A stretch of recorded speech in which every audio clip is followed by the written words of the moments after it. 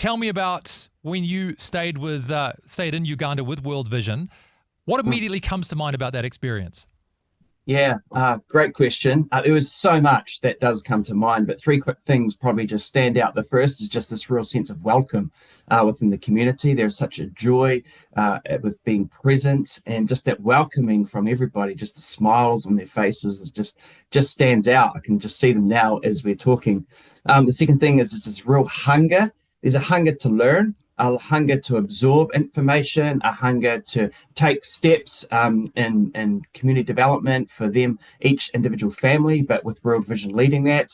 And just the passion and investment from the World Vision team. It was really inspiring to watch, to be a part of, and to build those relationships as they invest, so much of themselves into the communities that they're working with. So, yeah, it was pretty inspirational, to be fair. Yeah, let's break those three things down then as we go. So starting off with that sense of welcome. And I know from my experience traveling overseas, there's something you kind of bring home with you after being in a part of the world that you've always been told is poor and underprivileged. And of course, in a lot of ways it is, but there's a wealth and a richness of spirit that I find when I come back to somewhere like New Zealand, it changes me every day. Mm. Yeah, 100%. I mean, I think there's this image that I have of whatever they had, whether it was a lot or in this case very limited, they were just so happy to share and embrace you. And seeing in the villages where they were working with agriculture, bringing their harvest of the day to come and share with you was very humbling. That would be the case. But yeah, it's brought home to me that sense of whatever we have, we're stewards of, and God calls us, first of all, entrusts us, and then calls us to share that with those that we interact with on a daily basis. So that's been a challenge since we've landed back here in New Zealand. Yeah, and then as you mentioned, that hunger, people often think of it in terms of, again, nutritional needs, but in some ways it can also make you more grateful, again, living in New Zealand, to realize you have so much, and some people would give so much for just a fraction of what we don't even really appreciate day to day. I think one small thing that my wife Tara and I have often commented on was while we're in Uganda, just to ensure our safety and the safety of the team that we were with, bottled water was the option for drinking water. And to come home and simply be able to turn the tap on and grab a glass of water instantaneously was a special gift that we had taken for granted all our lives. Yeah. But just that simple act now is something that we thank God for every day. And it's such a community thing too, isn't it? So let's talk about that as the final of those three, that it's not just you sponsoring a child, it's an entire community being transformed. What does that look like on the ground when you're at one of these places that World Vision is working in? Yeah, so one particular story highlights this partnership that World Vision are really pushing and do so well with. We went to a particular learning centre where World Vision works with the communities to create buildings and spaces where children can come and receive tutorial in English, reading, writing. And the whole idea is that not every child has the opportunity to go to school. And because of that hunger, that kids will go to school, maybe for 10 hours that particular day. Then they'll go and do another weekend event for 4 hours on Saturday and or Sunday afternoon to continuing the learning. So this place that we went to, this learning centre, the parents had got together and decided that they wanted to invest into the learning of their young people. And so someone from the community offered a piece of their land to be able to build a learning centre on. Then the parents and everyone from within that community came together. They used the soil, the red soil, to create bricks and create their own cement to build up the walls. And then World Vision came and they put a roof upon this learning centre so that they would be able to come during the weekends and continue that process of learning. So there's this real idea of partnership and empowerment being facilitated through the project and through the programs. And Tara and I had the privilege of sitting in on one of these learning centre sessions.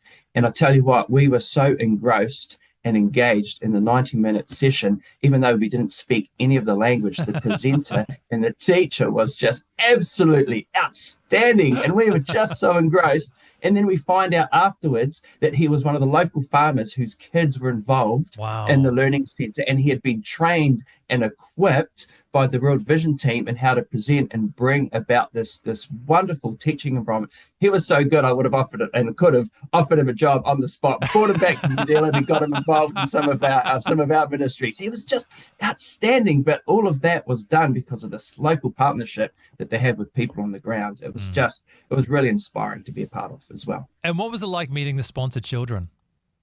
Yeah, I mean, the Chosen event was outstanding. The whole community comes along, and everybody would leave a Chosen event saying, I have been blessed today. I've got something out of this. I had a wonderful time. And so that was wonderful to see as kids were giving education, as they were giving games and food, and the parents were watching on and they were receiving spiritual instruction from local pastors. So it was this beautiful community event. And then they would have already identified who were the children of most need. And just nice and quietly would just move them into the Chosen tent. And as Tara and I watched, we would see friends, family members with their pictures in the tent, and the young people coming along and choosing people we knew to be part Wow. of their extended whānau. That was pretty it was pretty emotional, to be fair, when we walked in and we saw photos of all the people we know, our friends and family, people from the church community. Yeah, it was wonderful. And then having the opportunity to meet Rebecca, our sponsored child, was really great to hear more about her journey, to meet her mum, and to hear more about the family. It was a wonderful time. Yeah. Something we'll never forget. I think what could be really cool for church leaders to hear as well is the perspective of how this has affected your congregation then back in Aotearoa. You were the one in Uganda, but you're bringing back these stories and broadening everyone's horizons. How has that affected your congregation's day to day? Yeah, well, we were pretty clear about what our outcomes that we were desiring. And for me, it was twofold. One is this idea of partnership. It can be so easy with sponsored children to individually do that as a family. Well, we'll sponsor this child and you're sponsoring that child in different parts of the world. But we wanted to use this as an opportunity to bring cohesion and unity to what we were doing as a church whānau. And so each family now has a sponsored child within the same region. So we get to talk about not just how our family is here in Christchurch, but also how our extended whānau is in Uganda. My friends, their sponsored child is a friend of my sponsored child. And so it's got Cool. this nice sense of partnership going, community to community, but families with families. So that's been one thing that we were really clear on the outcome that we wanted. And the second outcome that we were looking at is often with churches that have sponsored global partners for a long time, they're legacy sponsored or legacy partnerships. Mm-hmm. And as people come into the faith community, they might not have the same connection with those legacy global partners with which churches have been supporting. So we wanted to somehow engage and fan into flame, I guess, this idea of global partnerships again as our church community has grown. So we use this as a wonderful tool to do that together. And it's really shifted something.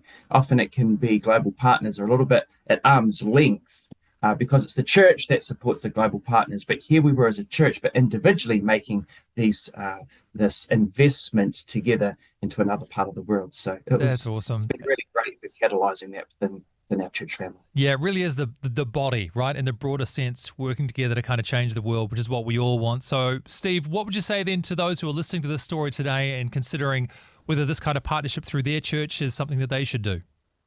Yeah, I mean, I would say for us, it's been very significant in reintegrating that sense of who we are as a church, who God has called us to be locally, but also globally, and just that sense of seeing people from all ages, all generations talking about the sponsored children, talking about what's happening in Uganda, getting people together for prayer, which is what we'll be stepping into, connecting with other churches around this nation who are sponsoring the same region to try and continue to keep the picture before us that we're a global church ministering to communities all around the globe, and that sense of passion and inspiration that comes from that. I would say, definitely take the opportunity to investigate it and be clear about your outcomes that you're wanting from this, and then push into it. The World Vision team do a great job in spiritual nurture in the community that we're at, and it's wonderful to see the way that godly transformation is occurring. So yeah, I'd really definitely encourage people to step into it. Ah, amazing. I hope you enjoyed that as much as we did. Yeah, don't forget to like and subscribe and turn your notifications on so you don't miss the next video. We'll see you in the next one.